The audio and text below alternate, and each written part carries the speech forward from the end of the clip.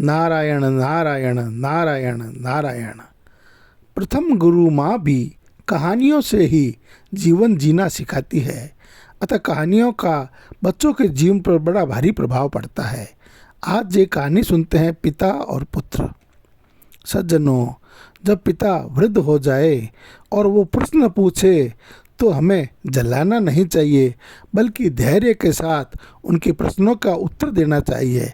इस कहानी के माध्यम से सीखते हैं। उपयोगी कहानी पिता और पुत्र। एक जवान बाप अपने छोटे पुत्र को गोद में लिए बैठा था। कहीं से उड़कर एक कौवा उनके सामने खपरेल पर बैठ गया। पुत्र ने पिता से पूछा, यह क्या है? पिता ने कहा, कौवा है। पुत्र ने फिर पूछा, यह क्या है? पिता ने फिर कहा, कौवा है। पुत्र बार बार पूछता था, क्या है? पिता स्नेह से बार बार कहता था, कौवा है। कुछ वर्षों में पुत्र बड़ा हुआ और पिता बूढ़ा हो गया। एक दिन पिता चटाई पर बैठा था। घर में कोई उसके पुत्र से मिलने आया। पिता ने पूछा, कौन आया है? पुत्र ने नाम बता दिया। थोड़ी देर में कोई और आया और पिता ने फिर पूछा।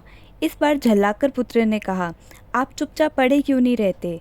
आपको कुछ करना धरना तो है नहीं। कौन आया कौन गया, यह टाए टाए दिन भर क्यों लगाए रहते हैं?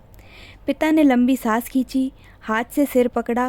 बड़े दुख भरे स्वर में धीरे धीरे वह कहने लगा, मेरे एक बार पूछने पर अब तुम क्रोध करते हो, और तुम सैकड़ों बार पूछते थे एक ही बात, यह क्या है?